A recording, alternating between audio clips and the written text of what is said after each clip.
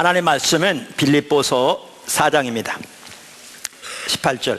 내게는 모든 것이 있고 또 풍부한지라 에바브로디도 편에 너희가 준 것을 받음으로 내가 풍족하니 이는 받으실 만한 향기로운 제물이요 하나님을 기쁘시게 한 것이라. 아멘. 우리가 송구 영신 예배 때 우리의 방향에 대해서 또 하나님이 하신 일에 대해서 나눴고요.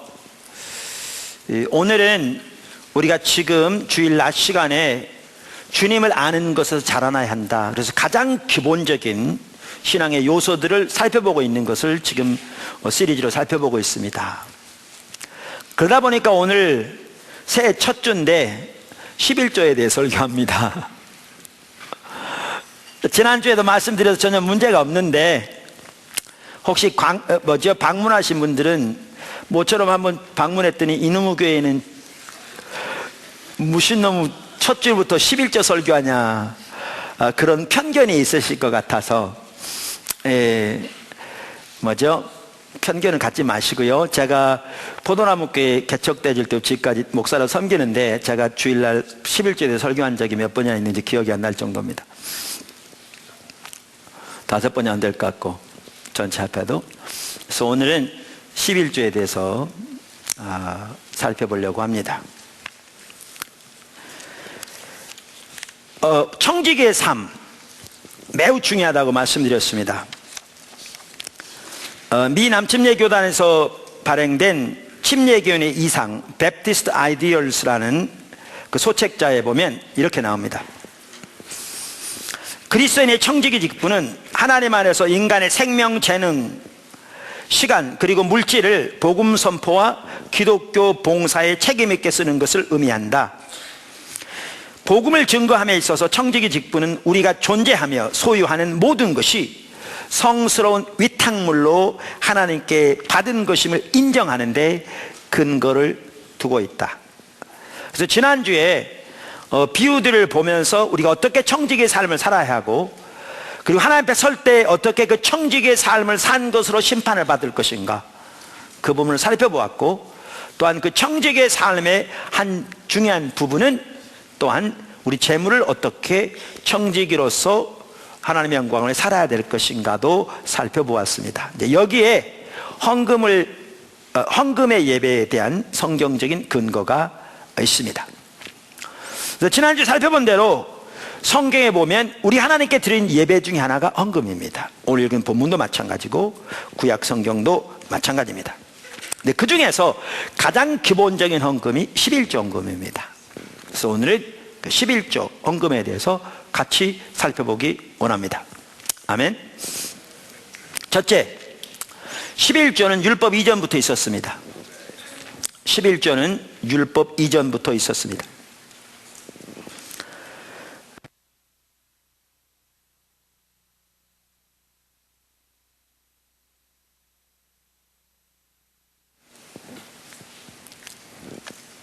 어떤 사람들은 11조가 율법이었다고 말합니다. 그들은 예수님께서 오셔서 율법을 완성하셨기 때문에 오늘날 우리가 더 이상 번제와 짐승의 제사를 드릴 필요가 없듯이 11조를 드릴 필요가 없다고 말합니다.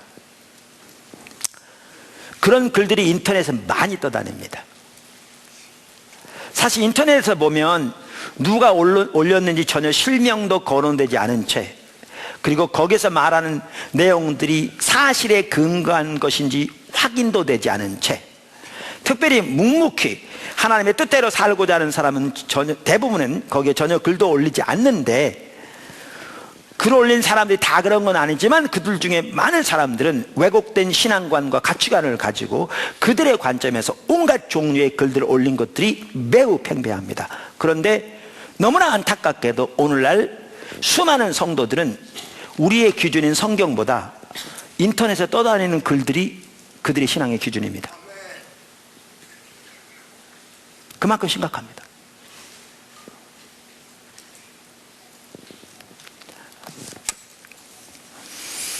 그러면서 그렇게 말하는 사람들 중에 말씀드린 어떤 사람들은 11조는 율법이었기 때문에 오늘날은 더 이상 드릴 필요가 없다, 그렇게 주장하는 사람들이 있습니다.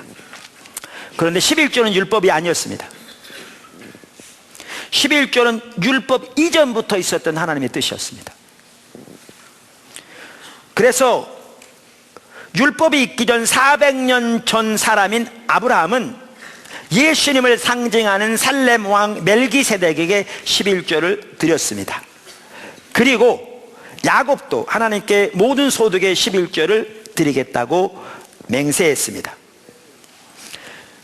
그리고 그 하나님의 뜻이 율법에 반영되었을 뿐입니다. 아까 그 두 구절 한번 읽어보죠. 중요한 구절이니까 한번 보십시오. 창세기 14장 18절에서 20절. 창세기 14장 18절 20절. 살렘 왕 멜기세덱이 떡과 포도주를 가지고 나왔으니 그는 지극히 높으신 하나님의 제사장이었더라. 그가 아브라함에게 축복하여 이르되 천지의 주제이시오 지극히 높으신 하나님이여 아브라함에게 복을 주옵소서. 너희 대적을 내 손에 붙이신 지극히 높으신 하나님을 찬송할지로다 하매 아브라함이 그 얻은 것에서 10분의 1을 멜기세덱에게 주었더라. 할렐루야. 창세기 28장 20절, 그 책에는 20장은 나와 있는데 잘못 나온 겁니다.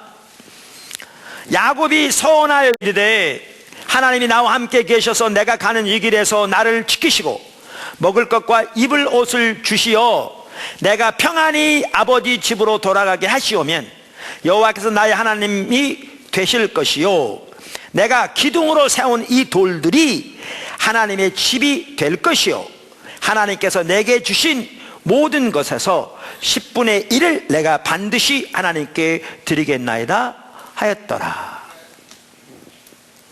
이처럼 율법은 11조는 율법 이전부터 하나님의 뜻이었습니다. 두 번째, 율법 아래에서의 11조. 율법 이전부터 있었던 하나님의 뜻인 11조는 이제 율법에도 포함되었습니다. 하나님의 뜻이 율법에 포함된 거죠. 그래서 율법이 여러 구절에 나옵니다만 그 대표적인 구절 중에 두 가지를 든다면 레위기 27장과 민수기 18장입니다. 레위기 17장과 민수기 18장입니다.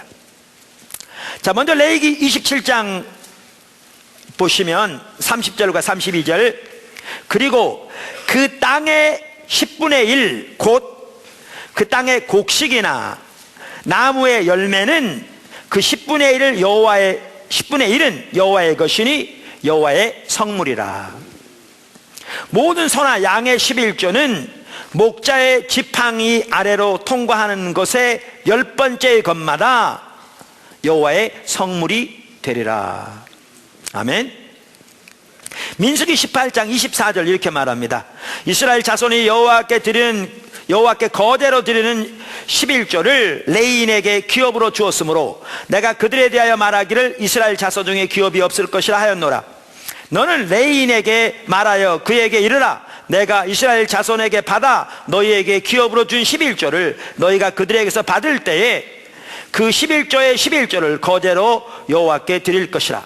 너희는 이스라엘 자손에게서 받은 모든 것의 11조 중에서 여호와께 거제로 드리고 여호와께 드린 그 거제물들은 제사장 아론에게로 돌리되. 여러분, 그 당시 이스라엘은 농경사회였습니다. 그러니까 농경과 목축사회였습니다. 그래서 이 구절들에 보면 곡식이나 나무 열매 등 모든 농산물이나 소나 양 등 모든 목축의 10분의 1, 다시 말해서 모든 소득의 10분의 1은 여호와께 속한 성물이라고 말하고 있습니다. 그리고 율법에서의 11조는 아까 민수기서에서 보아도 알 수 있듯이 제사장들과 예배를 지원하기 위해 사용되었습니다. 아멘. 세 번째, 오늘은 요점별로 쭉 나눕니다. 세 번째, 예수님도 11조를 드리라고 말씀하셨습니다. 예수님도 11조를 드리라고 말씀하셨습니다. 마태복음 23장 23절 그리고 누가복음 11장 42절에 나옵니다. 잘 아는 구절입니다. 한번 찾아보십시오. 마태복음 23장 23절. 화 있을진저 외식하는 서기관들과 바리새인들이여 너희가 박하와 회향과 근처의 11조는 드리되 율법에 더 중한 바 정의와 긍휼과 믿음은 버렸도다. 그러나 이것도 행하고 저것도 버리지 말아야 할지니라. 누가복음 11장 42절. 화 있을진저 너희 바리새인이여, 너희가 박하와 운양과 모든 채소의 11조는 드리되 공의와 하나님께 대한 사랑은 버리노도다. 그러나 이것도 행하고 저것도 버리지 말아야 할지니라. 아멘. 자, 예수님은 이 말씀을 누구에게 하셨습니까? 바리새인과 서기관들에게 하셨습니다. 그러니까 그들의 삶에는 모든 종교적인 의식과 희생이 넘쳤습니다. 그들은 박하와 회향과 채소의 11조까지 철저하게 드렸습니다. 그러나 그들의 삶에는 신앙에서 더 중요한 본질적인 요소들이 없었습니다. 하나님을 아는 지식, 하나님의 존재를 대해 사랑하는 삶, 하나님에 대한 사랑으로 이웃에 대한 긍휼, 하나님의 길을 따르는 삶 등 신앙의 본질에서 그들은 떠나 있었습니다. 그래서 그들의 삶은 하나님의 법을 버린 상태였습니다. 이런 상태에서 예수님은 그들을 꾸짖으시면서 너희는 종교적인 의식, 이 경우는 11조, 누구보다 잘할지 몰라도 신앙에서 가장 핵심적인 신앙의 본질에서 너희가 떠나 있다. 그러면서 너희는 이것도 행하고 가장 중요한 신앙의 본질적인 부분들을 행하고 저것도 신앙적인 의식도 버리지 말아야 할지니라. 이렇게 말씀하셨습니다. 이렇게 말씀하셨습니다. 어떤 사람들이 이 구절이 11조에 대해서 말하는 구절이 아니라고 반박합니다. 맞습니다. 이 구절은 11조에 대해서 말하는 구절은 아닙니다. 그래서 그들은 예수님께서 우리에게 11조를 드리라고 말한 적이 없다고 그렇게 주장합니다. 당연히 이 구절은 11조에 대해서 말하는 구절은 아닙니다. 지금 말씀드린 대로. 그러나 예수님은 이 구절에서 정확하게 신앙의 본질과 의식의 조화를 이루는 삶을 우리에게 강조하고 있습니다. 우리가 여러 차례 살펴본 것처럼 우리 신앙의 본질은 무엇보다 하나님과 친밀한 교제예요. 하나님과 친밀한 교제라는 말은 그분을 알고 우리의 존재로 그분을 사랑하는 삶이죠. 그리고 하나님이 행하시는 법 우리의 온 사람을 동참하는 삶, 하나님의 길을 따라 사는 삶인데, 바로 이 신앙의 본질을 지금 여기에서 강조하시면서 우리의 신앙은 신앙의 본질과 의식이 조화를 이루는, 다시 말하면 둘 다가 같이 있는 삶인 것을 우리에게 강조하고 계십니다. 이 구절에서 명백하게 그렇게 하심으로써 예수님은 11조를 드리는 것이 정확하게 하나님의 뜻인 것을 이 구절에서도 말씀하신 것입니다. 네 번째, 서신서에도 11조는 하나님의 뜻입니다. 여러분, 성경 해석에서 가장 중요한 원칙 중에 하나가 신약 성경을 토대로 구약 성경을 이해하는 거다, 그렇게 말씀드렸습니다. 아주 중요한 성경 해석의 원칙입니다. 왜냐하면 구약 성경은 뭐죠? 그 약속이고 신약은 성취이기 때문에. 반면에 신약 성경을 이해할 때 구약 성경의 배경에서 이해하는 겁니다. 서로 이렇게 분리되지 않죠. 어떤 일부 오늘날 학자들과 교회들은 구약은 율법이기 때문에 지킬 필요가 없다, 이렇게 주장하는 사람들이 있습니다. 잘못된 겁니다. 신구약 모두가 우리가 가지고 있는 하나님의 기준인 성경입니다. 아멘. 그리고 구약에 나와 있는 모든 말씀이 다 폐해진 게 아니고 완성되어진 거고, 신약을 토대로 그 말을 이해하는 겁니다. 구약에서 지속적으로 하나님은 11조 하나님의 뜻을 보이시고 예수님도 같은 맥락을 지금 말씀하신 겁니다. 근데 서신서에서도 11조 하나님의 뜻인 것이 구체적으로 11조에 언급은 없을지 모르지만 내포되어 있습니다. 내포되어 있습니다. 몇 구절을 보면 알 수 있습니다.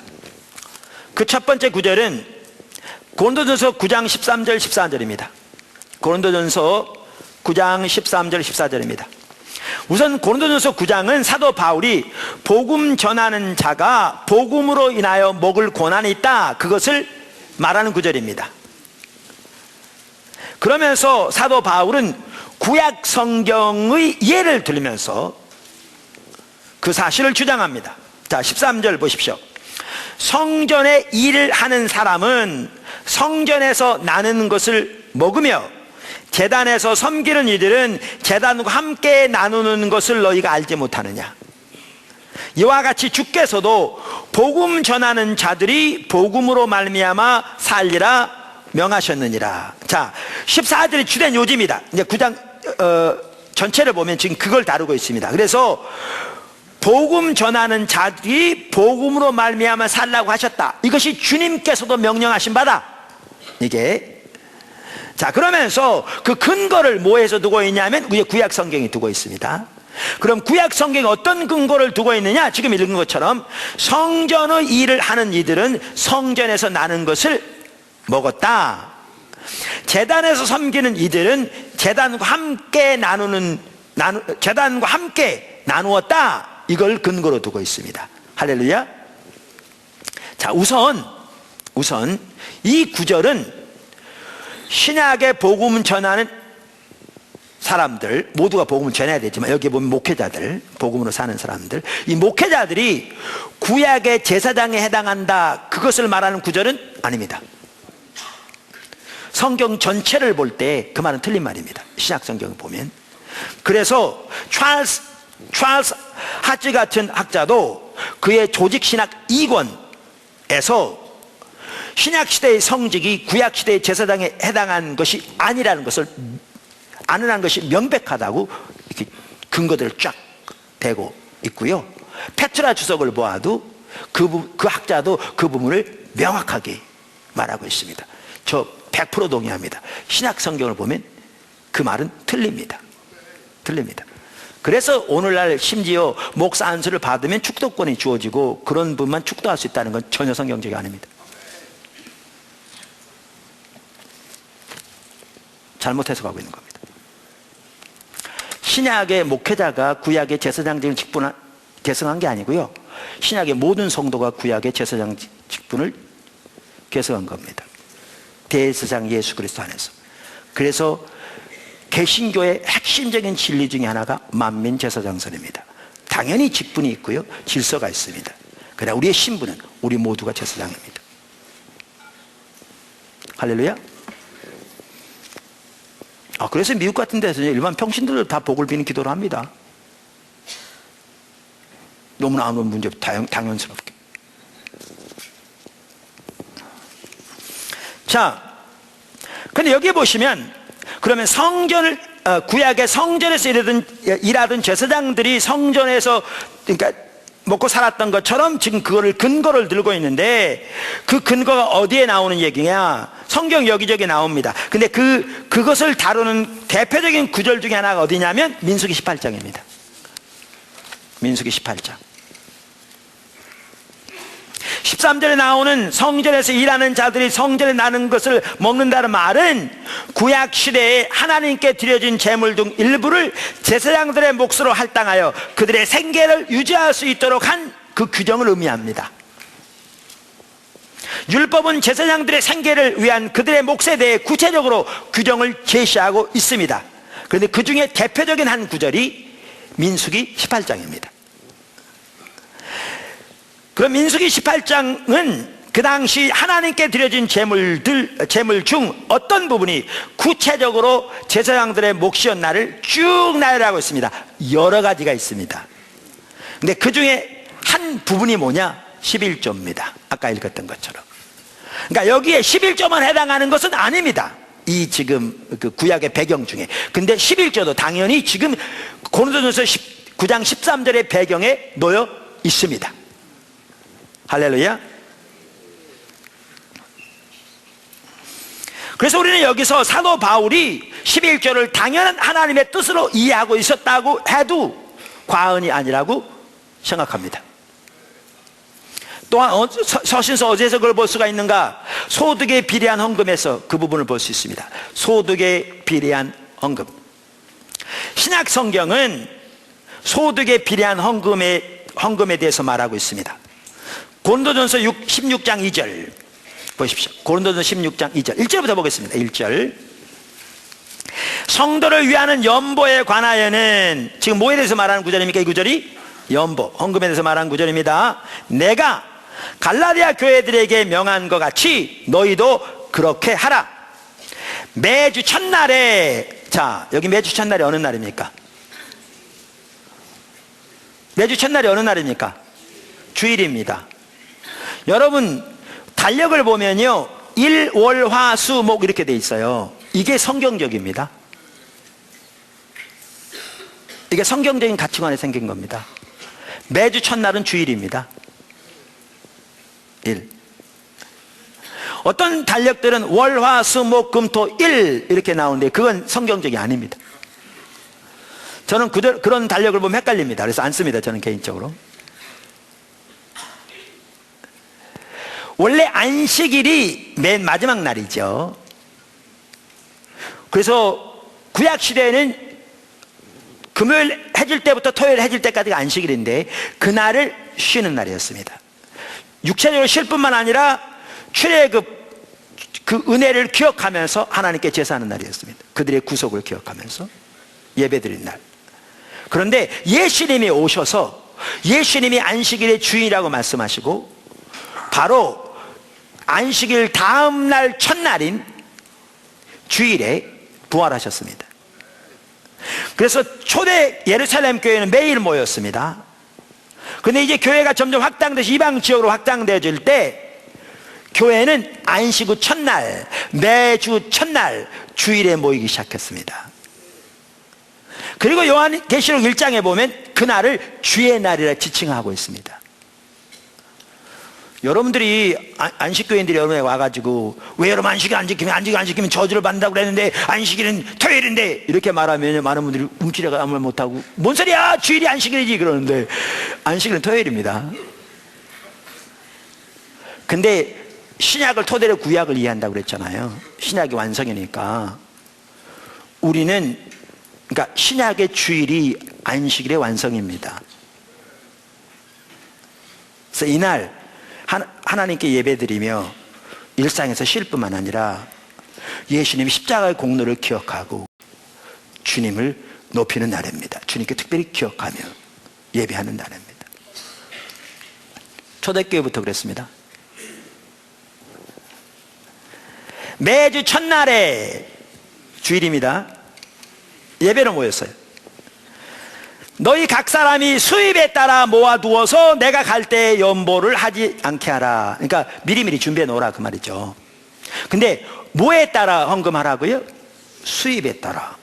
당연합니다. 연봉 1억이 넘는 소위 말하는 6디짓이라 그러죠. 1억이 넘는 사람이 어떤 일에 중요한 일을 헌금하는데 5만 원 헌금했어요. 벌써 몇 분이 웃잖아요. 이것도 헌금을 하고 하냐 그 얘기죠. 근데 여기 연봉 100만 원 받은 사람이 있는데 어떤 중요한 일에 헌금 2만 원 했어. 이거는 5만 원 2.5배일지 몰라도요 2만 원 한 사람이 훨씬 많이 한 겁니다. 예수님이 예루살렘 성전 곁에서 헌금한 사람들을 이렇게 지켜보고 있었다니까요. 우리는 헌금 바구니 넣어놓고 올 때 적당히 넣어라, 사람 보면 시험 들까봐 그러는데 예수님 지켜보고 계셨어요. 근데 부자들이 많은 헌금을 했는데 안 기뻐, 그러니까 가만히 계셨어요. 근데 과부가 엽전 두 입을 헌금했더니 놀라시면서 감탄하면서 모든 사람보다 더 많이 헌금했다고 그랬어요. 왜요? 제가 말씀드렸잖아요. 우리는 얼마를 드렸는가를 봐요. 근데 하나님은 우리가 얼마를 드리고 자기를 위해서 얼마를 남겼는가 보신다고요. 부자는 많은 걸 드렸을지 몰라도 자기를 더 많은 것을 가지고 있는데 과부는 자기가 가진 모든 걸 드렸거든요. 그러니까 훨씬 많이 드렸죠. 하나님께서 헌금을 드리는 것에 있어서도 중요한 가치관 중에 하나가 뭐냐? 소득에 비례한 헌금입니다. 당연히 이 구절은 11조에 대해 11조만을 의미하는 것은 아닙니다, 이 구절이. 그러나 그것은 당연히 11조가 포함될 것입니다. 11조가 포함될 것입니다. 또 한 구절이 있습니다. 그게 멜기세덱의 반차를 따른 제사장에 대한 11조. 아주 중요한 구절입니다. 한번 보십시오. 아까 보았기 때문에. 히브리서 7장 1절부터입니다. 중요한 구절입니다. 다 찾아보십시오. 제가 이제 11조 말하니까요, 어떤 분들은 막 그런 걸 이렇게 인터넷에 얘기한다니까요. 아까 말씀드린 대로 지금 쭉 설명하고 있는데, 근데 이거는 명백합니다. 사실은 그게 뭐냐 하면, 저는 어쩌면 신약 성경이 11조에서 많이 강조하지 않는 이유도 이 부분이라고 개인적으로 생각합니다. 근데 성경에 안 써있기 때문에 주장할 수는 없습니다. 개인적인 의견입니다. 무슨 말이냐, 신약 성경에는요, 이건 재론의 여지가 없는 얘기입니다. 아무도 반박할 수 없는 얘기입니다. 성경을 안 믿으면 몰라도 성경을 있는 그대로 하나님의 말씀을 믿는다면 반박할 수 없는 내용입니다. 그게 뭐냐면, 신약 성경에는 단순히 11조뿐만 아니라 우리의 모든 소유가 하나님의 것입니다. 그건 이 책에 의하면 명명백백합니다. 청지기사 모든 소유가. 그러면 자기 모든 소유를 하나님의 영광을 위해서 하나님이 우리에게 맡겨주신 성스러운 위탁 물러서 하나님의 주권을 인정하고 하나님의 나라를 위해 사용해야 되는데 11조도 안 드린다고요? 그건 말도 안 되는 얘기입니다. 성경에는, 그래서 신약 성경에는 오히려 11조를 강조하는 데 초점이 있는 게 아니라 우리의 모든 소유가 하나님의 성스러운 위탁물로서 우리는 청지기로 하나님의 영광을 위해 살 것에 강조되어 있습니다. 훨씬 더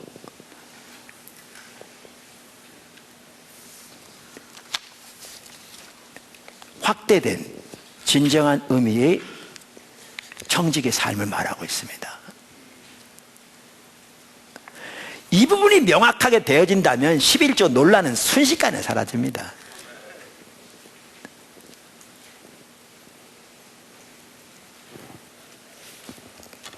자, 히브리서 7장 보시죠.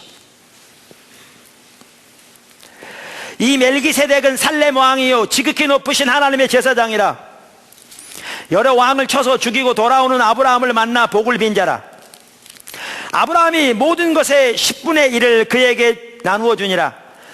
그 이름을 해석하면 먼저는 의의 왕이요 그 다음은 살렘 왕이니 곧 평강의 왕이요 아버지도 없고 어머니도 없고 족보도 없고 시작한 날도 없고 생명의 끝도 없어 하나님의 아들과 닮아서 항상 제사장으로 있느니라.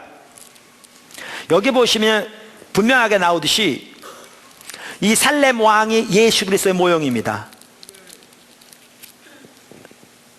살렘 왕이.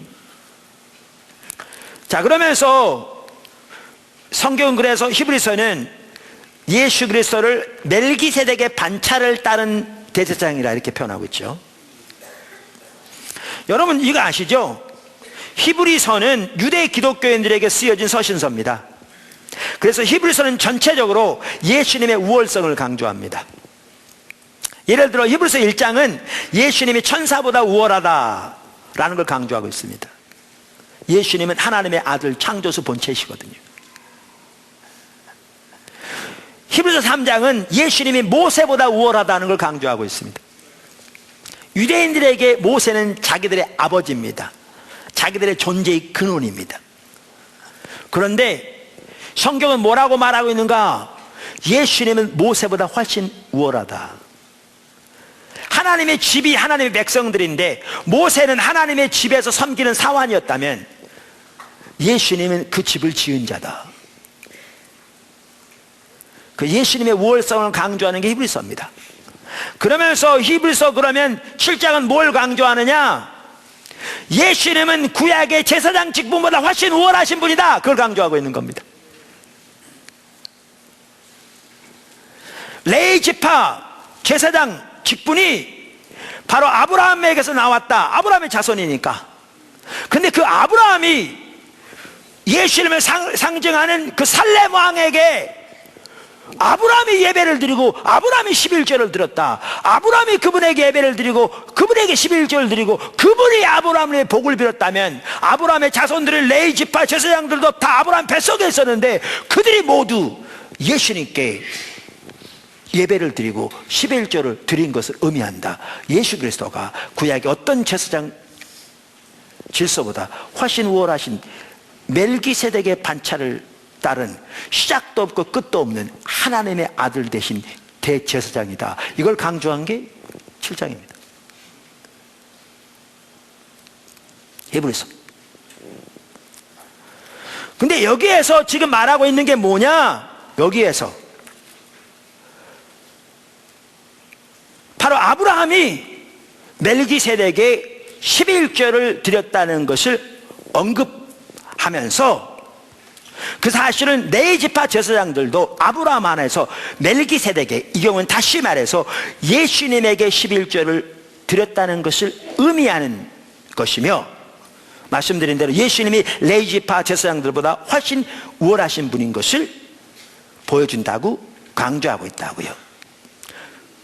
근데 여기에서 우리가 본 것처럼 당연히 이 구절은 11조에 대한 구절은 아닙니다. 이 구절은 예수님의 우월성을 말하는 구절입니다. 그런데 우리는 이 구절에서 아브라함이 멜기세덱에게 11조를 드린 것이 예수님에게 드린 것이라는 사실을 알 수 있습니다. 그리고 11조가 그때부터 하나님의 뜻이었던 것을 분명히 알 수 있습니다.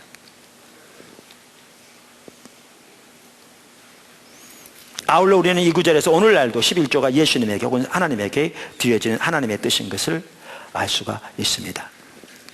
11조는 하나님 뜻입니다. 구약부터, 율법 이전부터 있었던 하나님의 뜻입니다.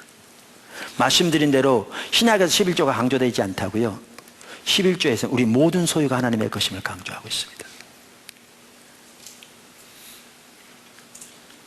우리 모든 소유가, 우리 모든 삶이, 모든 소유를 포함해서 하나님께 예배로 드려야 될 것을 강조하고 있습니다. 삶의 예배.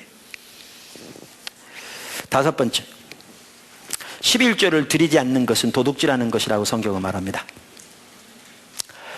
11조를 드리지 않는 것은 도둑질하는 거라고 성경은 말합니다. 말라기 3장 7절 12절. 그러니까 11조는 하나님께 속한 성물이기 때문에 11조를 드리지 않는 것을 성경은 하나님의 것을 도둑질하는 것이라고 말합니다. 말라기 3장 7절 12절. 만군의 여호와가 이르노라, 너희 조상의 날로부터 너희가 나의 규례를 떠나 지키지 아니하였도다. 그런즉 내게로 돌아오라, 그리하면 나도 너희에게로 돌아가리라 하였더니 너희가 이르기를 우리가 어떻게 하여야 돌아가리까 하는도다. 자, 우리가 말라기서 여러 번 봤습니다만 여기에 보면 그 당시 이스라엘 백성들이 하나님을 떠나 있었죠. 다른 말로 하나님 버렸죠. 그래서 말라기 1장 6절에서는 내 이름을 멸시하는 제사장들아, 그러니까 하나님의 이름을 멸시했습니다. 이사야서 1장 4절에 볼 수 있는 것처럼 하나님을 멸시한다는 말과 하나님 버린다는 말은 똑같습니다. 그러니까 하나님을 버린 상태에 있었습니다. 우리 여러 번 살펴봤습니다. 하나님께 돌아오라고 말합니다. 자, 보세요. 그랬더니 어떻습니까? 사람이 어찌 하나님의 것을 도둑질하겠느냐, 그러나 너희는 나의 것을 도둑질하고도 말하기를 우리가 어떻게 주의 것을 도둑질하였나이까 하는도다. 이는 곧 11조와 봉헌물이라. 너희 곧 온 나라가 나의 것을 도둑질하였으므로 너희가 저주를 받았느니라. 여기 보면요, 명백하게 뭘 볼 수 있냐면 우리가 하나님을 버리니까 종교적인 의식들도 사라진 걸 볼 수 있습니다. 우리가 신앙의 본질과 의식을, 관계를 이해하는 게 매우 중요하다. 그래서 제가 여러 번 설교하고 이번 시리즈도 설교했잖아요. 뭐라고요? 종교적인 의식들마저 없다면, 성경에서 명령한 종교적인 의식들마저 없다면 우리는 오래전에 하나님 버린 거라고요. 말라기 시대는 하나님 버린 상태에 있어서 나타나는 열매 중에 하나가 뭐였느냐? 종교적인 의식들마저 없었습니다. 11조 드리지 않았습니다. 드리지 않았습니다. 그리고 11조를 드리지 않는 것을 도둑질한 거라고 말합니다. 그럼 사람이 이렇게 말합니다. 온전한 11조를 드리라고 말하면서 10절, 만군의 여호와가 이르노라 너희가 온전한 11조를 창고에 들여 나의 집에 양식이 있게 하고 그것으로 나를 시험하여 내가 하늘 문을 열고 너희에게 복을 쌓을 것이 없도록 붙지 아니하나 보라. 만군의 여호와가 이르노라 내가 너희를 위하여 메뚜기를 금하여 너희 토지 소산을 먹어 없애지 못하게 하며 너희 밭의 포도나무 열매가 귀한 전에 떨어지지 않게 하리니 너희 땅이 아름다워짐으로 모든 이방인들이 너희를 복되다 하리라. 만군의 여호와의 말이니라. 여기 자 보십시오. 이걸 잘 기억해야 합니다. 이 말은 11조만 잘 들으면 이렇게 된다는 얘기는 아닙니다. 아까 읽었잖아요. 바리새인들은 11조는 누구보다 철저하게 잘 들었습니다. 근채란 말은 채소의 종류를 말하는데 그 당시 채소 중에서 별로 값 나가지 않은 채소랍니다. 그러니까 별로 값 나가지 않은 채소까지도 11조를 철저하게 구분해서 드릴 만큼 잘 드렸습니다.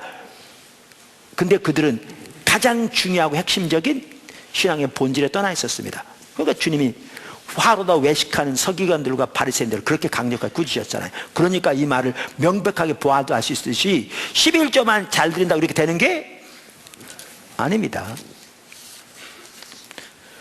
바리새인들을 보아도 알 수 있고 이사야 시대를 보아도 알 수 있습니다. 이사야 시대 바리새인처럼 종교적인 의식이 어느 때보다 뛰어났습니다. 그런데 신앙의 본질에 떠나 있어서 하나님 버렸다고 말했습니다. 그러니까 그 모든 종교적인 의식이 하나님 앞에 아무런 의미가 없는 11조만 잘 들은 걸 말하는 건 아닙니다. 그래서 여기에 중요한 게 뭐예요? 신앙의 본질과 의식의 조화입니다. 하나님의 존재를 사랑하며 하나님 목적을 위해 온 사람을 동참하며 하나님의 길을 따라 행하는 삶. 그러면 당연히 거기에 뭐가 따라오게 되어 있습니까? 종교적인 의식이 같이 가게 되어 있습니다. 당연히 11조를 드리게 되어 있습니다. 하나님을 존재를 다해 사랑한다고 내 모든 소유가 하나님의 것으로서 나에게 맡겨진 성스러운 위탁물로 나는 청직이라고 말하면서 11조도 안 드린다면 그건 말이 안 되는 거죠. 신앙의 본질과 의식의 조화를 이루는 삶을 말합니다. 그것을 예수님이 바리새인들에게 촉구하신 겁니다. 아까 살펴본 것처럼. 그러면서 그런 삶을 살 때 하나님께서 이러한 축복을 주시겠다고 말씀하신 겁니다. 근데 제 얘기 잘 들으십시오. 어떤 분이 이렇게 말할 수 있습니다. 그건 구약적인 상황이다. 그걸 신약적으로 말하면 되지 않는다. 한편은 일리가 있습니다. 근데 저는 이렇게 분명히 생각합니다. 여러분이 경제적인 면에서 하나님의 은혜가 여러분에게 함께하기를 기대하면서 경제적인 면에서 하나님의 주권적인 통치가 여러분의 삶 속에 세워져 있지 않다면 그것은 어리석은 일입니다. 동의하십니까? 여러분의 경제적인 삶의 영역에 하나님의 은혜가 함께하기를 기대하면서 경제적인 면에서 하나님의 주권적인 통치를 인정하지 않는다면 그건 어리석은 일입니다.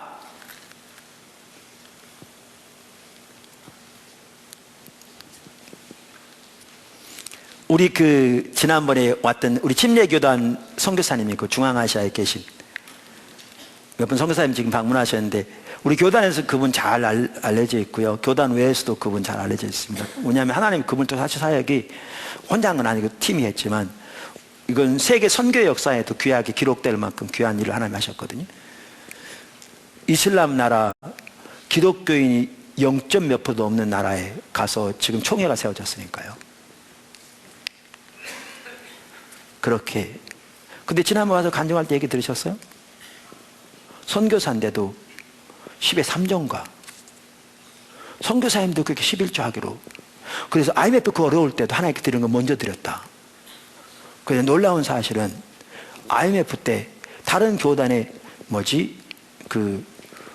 선교사님들은 후원이 되지 않아서 많이 떠났을 때 침례교단은 한 명도 들어오지 않았다. 말라기서 3장의 내용이 구약의 내용은 분명히 맞지만요.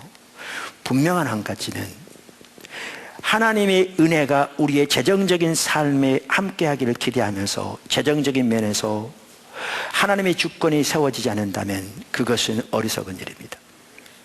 명명백백합니다.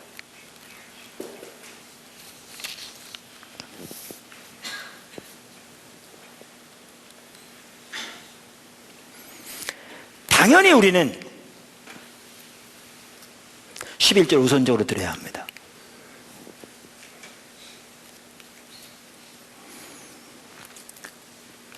11조는 다 쓰고 난 다음에 남으면 드리는 것이 아닙니다. 11조는 심지어 우리의 생활에 여유가 없는 상황에서도 의손적으로 하나님께 드리는 것입니다. 저는 젊었을 때 그렇게 살아왔습니다. 어려울 때에도.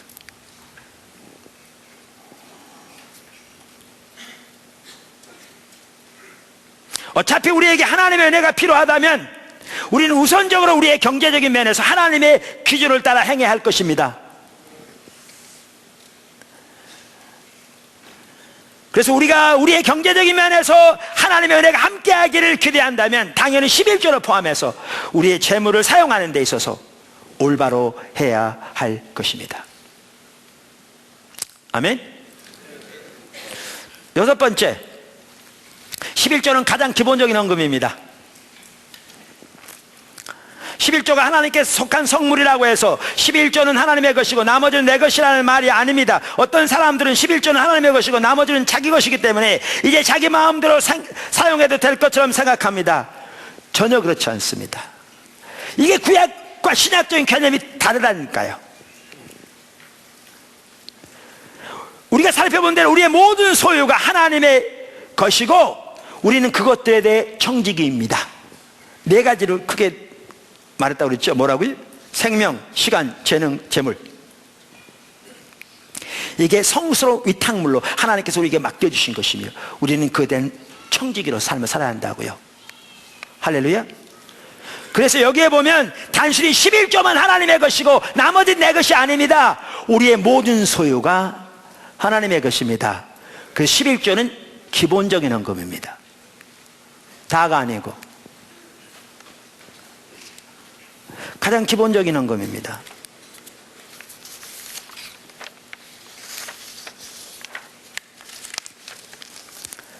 어떤 분들은 11조를 드리는 대신에 다른 교회에 구제연금 보내요. 11조로. 그거요, 욕심 때문에 그래요.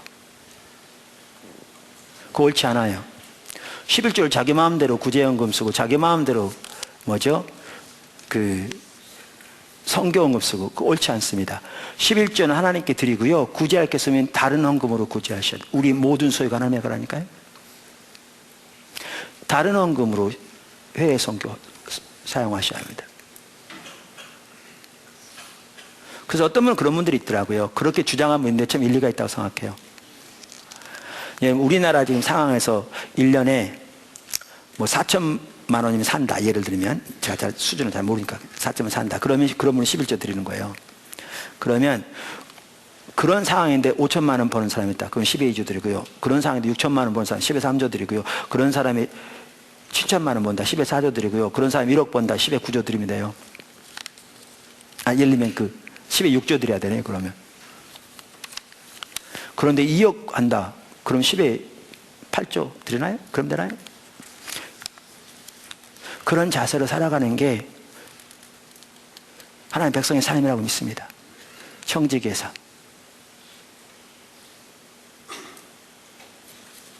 (11조는) 하나님의 거고 나머지는 내게 아니고요.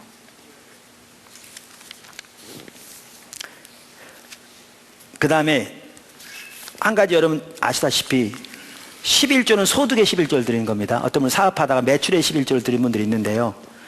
매출의 11조를 드리는 것도 좋죠. 할 수 있다면. 근데 그렇게 오래 못 갈 것 같아요. 소득의 11조를 드리는 겁니다.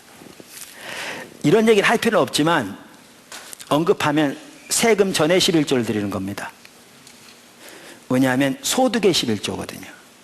그리고 성경은 우리 각자에게 세금을 드리라고 그랬거든요. 그러니까 세금 후에 통장에 들어온 금액의 11조를 드리는 것은 온전한 11조를 드린 게 아닙니다. 자기 소득의 11조를, 그러니까 세금 전에 소득의 11조를 드려야 합니다.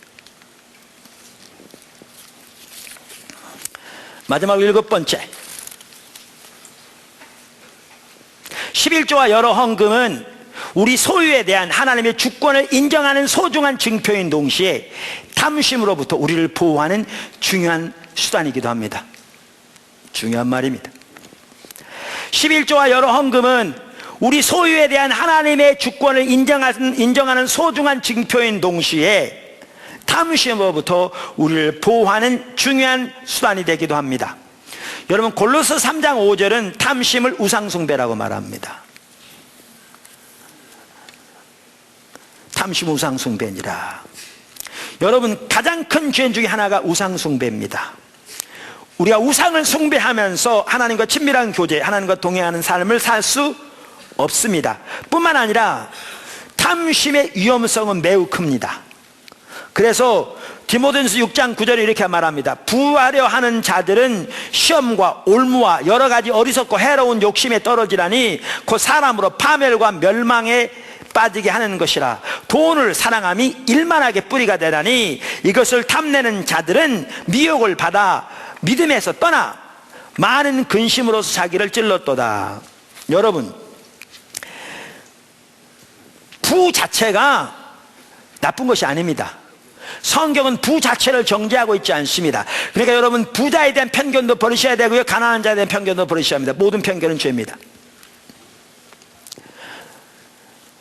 성경은 부 자체를 정죄하지 않습니다. 성경은 어떤 사람에게는 부를 주셔서 하나님의 영광을 위해 쓰도록 하신다고 디모데전서 6장 17절 19절에 분명히 말씀하고 있습니다. 뭐가 문제냐? 부자가 되는 것이 인생의 목적이 되는 것이 문제입니다. 그게 탐심입니다. 그것은 돈을 사랑하는 것입니다. 그리고 돈을 사랑하는 탐심은 일만하게 뿌리며 그 위험성을 지금 읽은 디모데전서 6장이 적나라하게 잘 경고하고 있습니다. 여러분, 이 사실 아십니까? 예수님은 재물을 하나님과 동등한 자리에 두셨습니다. 돈을. 그래서 마태복음 6장 19절 이하에 보면 두 주인을 섬기지 못할 거라고 하면서 하나님과 재물을 동시에 섬길 수 없다. 그래서 돈을 하나님과 동등한 자리에 뒀습니다. 왜 그런 줄 아십니까? 왜? 여러분, 돈은, 죄송합니다, 이 돈은 이게 말할 수 있는 것도 아닌데, 이게 만져서 전기가 찌릿찌릿 오는 것도 아닌데, 근데 왜 이 돈을 하나님과 동등한 자리에 두죠? 왜 돈을? 이 돈을? 왜냐하면요, 돈은, 재물은 단순한 매개체 이상입니다. 이 돈은 하나님처럼 사람들에게 힘을 주기도 하고 만족감을 주기도 하고 삶의 기쁨을 주기도 하고 인생의 열정을 주기도 합니다. 반대로 사람들의 힘을 빼기도 하고 낙심케도 만들고 좌절하게도 만듭니다. 이 돈은. 근데 그 힘이 하나님께 나온 게 아닙니다. 그 힘이 사단에게서 나온 겁니다. 이 배후에 그 힘이 있습니다. 이 배후에. 그러니까 여러분,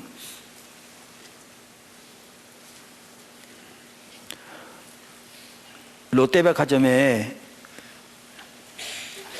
생얼로 화장도 안 하고 대강 샤워하고 머리 빗고 추리닝 입고 가도 자기 남편이 돈을 많이 버는 사람인데 호주머니에 요즘 블랙카드라고 있다고 그러잖아요. 집도 카드로 살 수 있는 이 카드가 들어있고 자기가 얼마를 긁든지 자기 남편이 할부도 아니고 일시불로 결제할 수 있는 카드가 들어있다면 이 하면 힘이 당당합니다. 쓰레빠를 신고 가대요. 당당합니다. 누가 뭐라고 해도 전혀 영향 안 받습니다. 자부심이 있습니다. 말 한마디, 걸음 한마디 한마디에 자신감이 있습니다. 근데 여러분 기억하십시오. 그에게 그 힘을 주는 게 뭔지 아십니까? 그게 하나님 아닙니다. 그게 만몬신입니다. 그래서 세상 사랑이 하나님과 원수가 되는 것이라고 말했는데, 세상 사랑 중에 하나가 이생의 자랑인데요, 이 세상에 있는 것으로 자부심을 갖는 겁니다. 그게 세상 사랑이고요, 그 배후에 만몬신의 영향력이 있습니다. 이처럼 돈은 단순한 매개체가 아닙니다. 배후에 파워가 있습니다.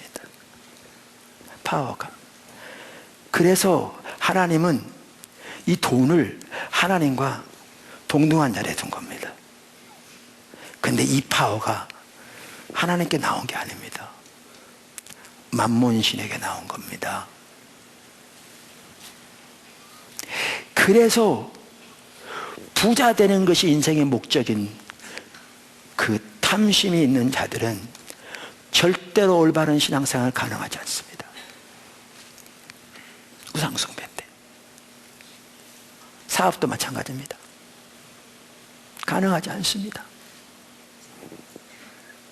그래서 예수님께서 씨 뿌리는 비유를 말씀하시면서 가시나무에 가시밭에 떨어졌는데 씨가 나서 싹이 나지만 가시가 찔려서 열매를 맺지 못했다 그러면서 해석해 주시기를, 그런 사람은 어떤 사람이냐면 말씀을 듣되 세상의 염려와 재물의 유혹에 말씀이 막혀 결실치 못한 자라고 말함으로써 그 탐심, 그것이 찔러서 하나님 나라 열매를 맺지 못하도록 한 것이라고 명백하게 말하고 있습니다.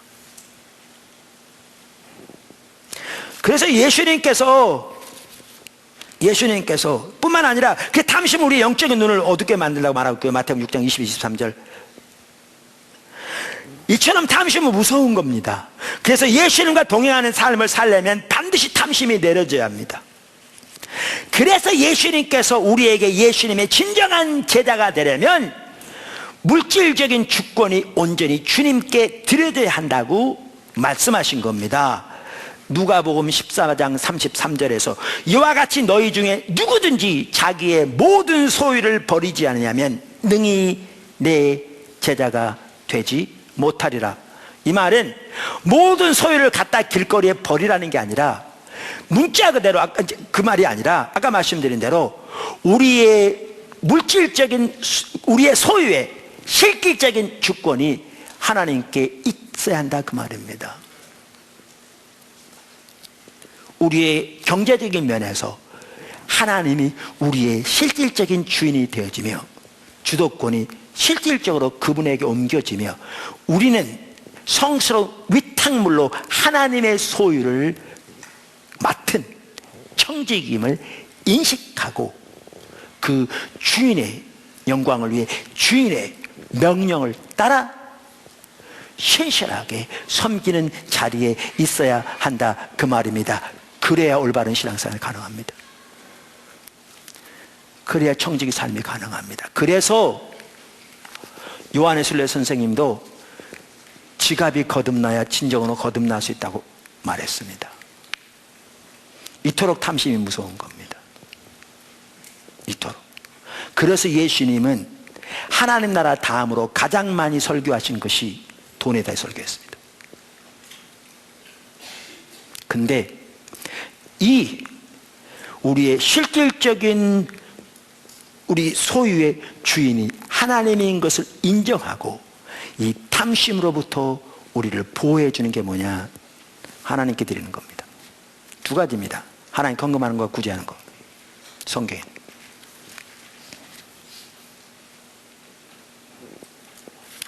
그래서 11조와 여러 헌금은 우리 소유에 대한 하나님의 주권을 인정하는 소중한 징표인 동시에 탐심으로부터 우리를 보호하는 중요한 수단이 됩니다.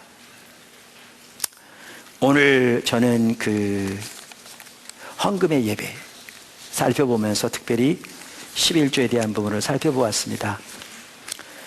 하나님 말씀대로 하십시오. 특별히 하나님 우리를 청지기의 삶으로 인도하고 계신데 소유뿐만 아니라 재능, 시간, 생명을 성스러운 위탁물로 인식하고 하나님의 영광을 위해 살아가는 부르심을 따라 하나님 맡기신 대로 힘을 다해 섬기는 저와 여러분이 되셔서 아까 광고 시간에 나눈 것처럼 정말 일어나 빛을 발하는 우리 각자가 하나님 세우신 자리에서 그런 영광의 축복이 저와 여러분 모두에 있기를, 포도나무교회 전체에 있기를 주님으로 축원합니다. 아멘. 기도하고 성찰하시겠습니다.